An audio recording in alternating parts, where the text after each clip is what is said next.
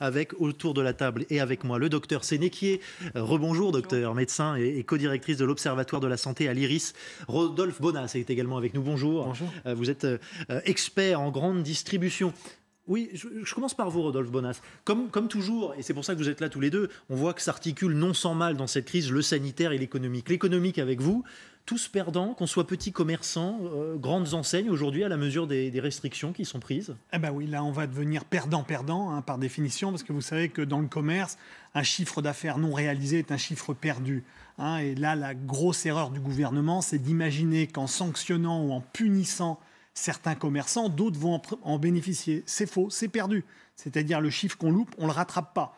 Et c'est la raison pour laquelle, et c'était dit dans votre reportage, il y aura un gagnant dans cette affaire, du moins quelques gagnants, qui sont bien sûr les très grosses plateformes de e-commerce, et en particulier Amazon, dont on parle beaucoup.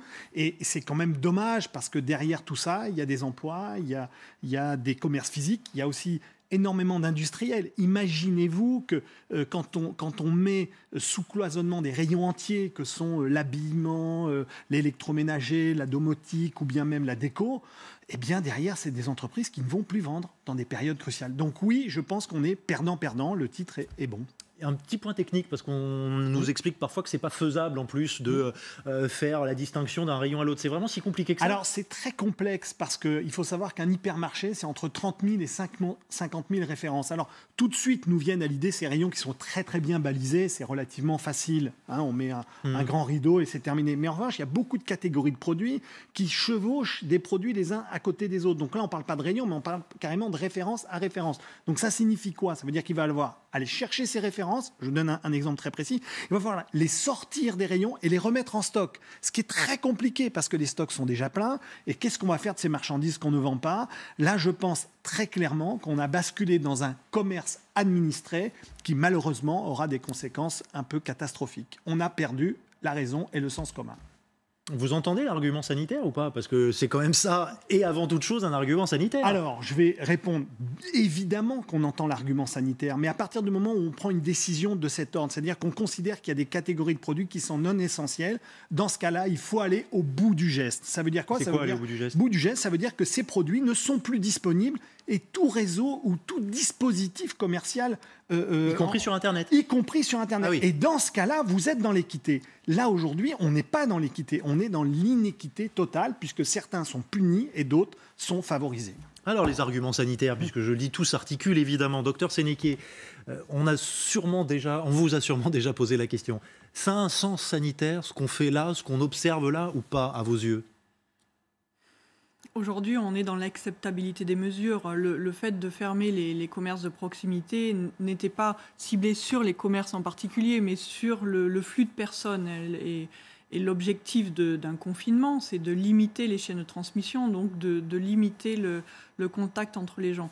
Donc là, on arrive dans ce qu'on appelle les effets collatéraux et on voit bien que du coup, on essaye de garder une logique sanitaire en premier lieu, on y rajoute par-dessus l'équité et au final une logique qui se perd. Et dans tout ça, dans tout ce brouhaha, le fil d'Ariane qui est censé être les mesures barrières dessous, on les entend même plus du tout. Et ça, c'est un problème.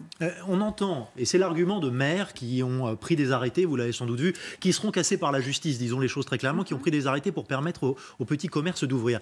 Ils nous disent, on prend moins de risques à être 3 dans un petit commerce que 100 ou 50 à faire la queue dans une grande surface.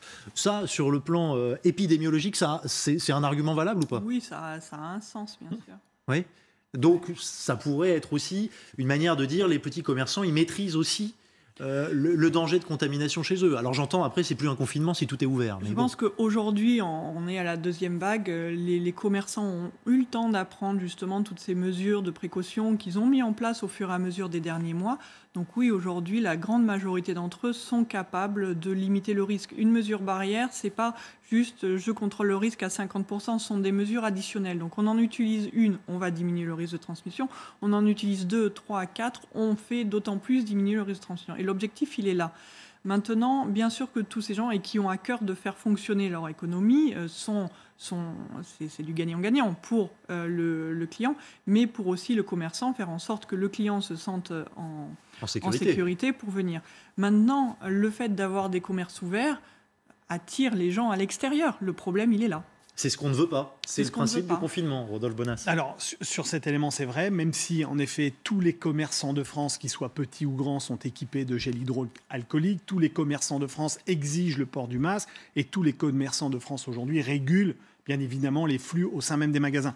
Et d'ailleurs, s'il avait été demandé d'augmenter la surface minimale par mètre carré à tous ces commerçants, il l'aurait appliqué immédiatement. Vous vous rendez bien compte que c'est une question de survie. Je rappelle que nous rentrons dans une époque qui est une époque cruciale pour le commerce. La période de Noël, vous voulez dire. Bien sûr, ce sont des segments entiers. Je donne un exemple sur le jouet. C'est 50% du chiffre d'affaires annuel qui va se jouer entre novembre et décembre.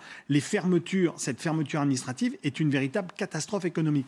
Et je ne suis pas là pour dire qu'il ne faut pas appliquer des logiques de confinement. Je suis simplement là pour évoquer le fait que le dispositif qui consiste à dire je vais punir certains pour essayer de favoriser d'autres est totalement absurde, parce que la réalité... Alors, je ne pense pas que l'idée ce soit de punir pour favoriser, vous en convenez. À la fin, pas sûr que le gouvernement se dise on va faire le jeu d'Amazon. À la fin, ce dispositif, je suis certain qu'ils ne l'ont pas fait en conscience. Ou d'autres. Mais je suis certain qu'ils ne l'ont pas fait en conscience. Mais en réalité, les faits vont parler d'eux-mêmes.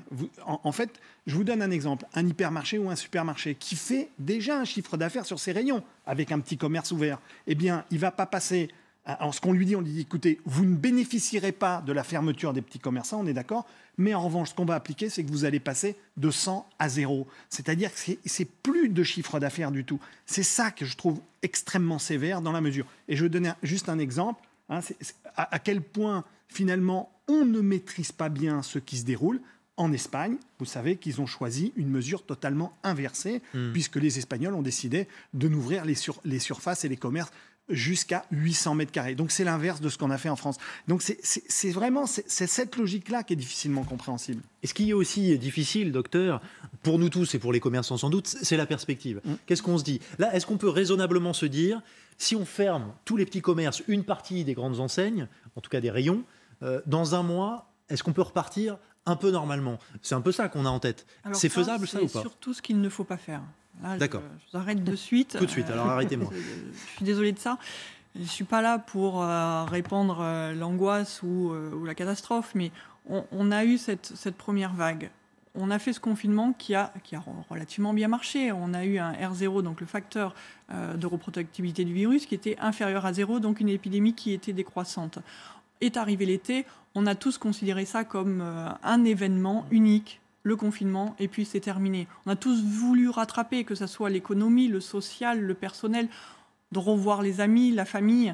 Et petit à petit, on a vu les chiffres augmenter. On en a tous parlé concrètement, les hospitaliers, les scientifiques, de ce danger. Alors on disait, mais c'est que les jeunes, c'est pas grave. Mais les jeunes, ils vivent pas tout seuls dans un coin.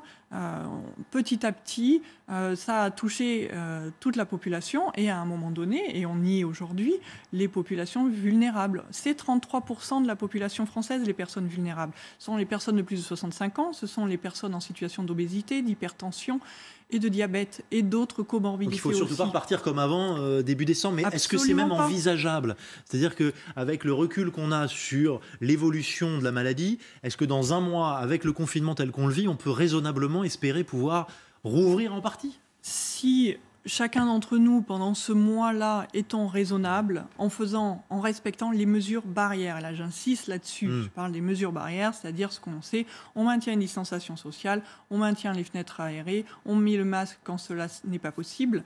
Si on arrive à casser ces chaînes de transmission avec ces outils-là, on aura diminué effectivement le nombre brut de personnes contaminantes. Et oui, on aura un mieux. Par contre, il est illusoire de croire qu'à ce moment-là, c'est bon, on est en sécurité.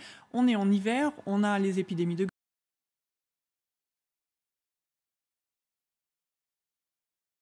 grippe, de la gastro, la bronchiolite chez les enfants. On va vivre dans des espaces clos.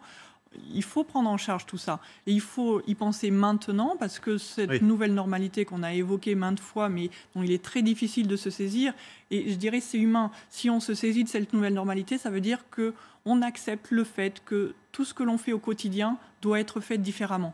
Et c'est vraiment trop important. C'est plus facile de dire non, c'est bon, on va faire le confinement et ça va bien se passer. Et c'est ce qui s'est passé au printemps, et c'est ce qu'il ne faut pas qu'il se repasse aujourd'hui. Sur le plan économique, on nous parle beaucoup du click and collect.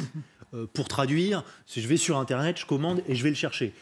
Ça, on est structuré suffisamment en France pour vraiment compenser un maximal les pertes? Alors, absolument pas, et pour une raison. Je vais vous donner 2 raisons. La première, c'est qu'en effet, beaucoup de commerçants, et particulièrement les petits commerçants, ne sont pas tous équipés de ce dispositif, et que c'est parfois un dispositif à la fois technique et logistique. Le click and collect, ce n'est pas quelque chose de simple à organiser. Et puis, enfin, ce qu'il faut expliquer, c'est qu'en période de confinement, lorsque vous avez une alternative, c'est soit de commander sur Internet, de vous déplacer pour aller chercher votre produit, soit de commander sur Internet ou rester chez vous. Je vous garantis que vous allez commander sur Internet et rester chez vous. Et donc, quelque part, ces mesures, si vous voulez, qui consistent à essayer de nous expliquer qu'on a trouvé des solutions pour sortir du problème, à mon avis, on fait fausse route.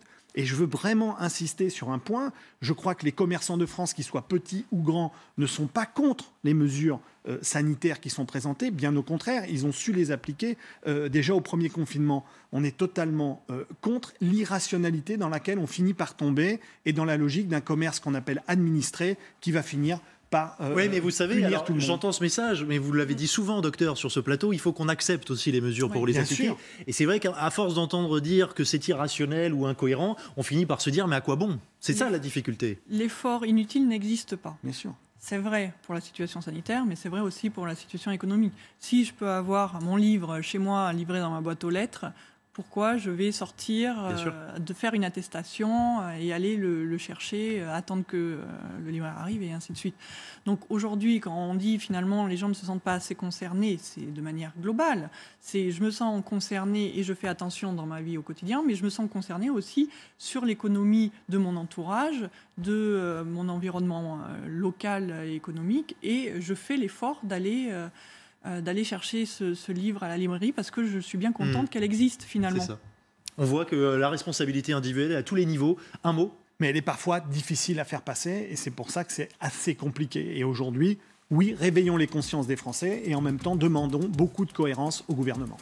Tout ça est très compliqué, faire confiance, de la cohérence, mais on essaye d'articuler tout ça, notamment dans LCI Midi. Merci beaucoup à vous deux d'avoir pris le temps d'échanger avec nous. Dans un instant, Bénédicte Le Chatelier, le club Le Chatelier prend le relais. Est-ce que ce confinement est trop doux, trop soft face à un virus qui est décidément bien sévère? Lui, c'est l'une des questions du jour pour le club Le Chatelier qui prend le relais dans un instant. À tout de suite.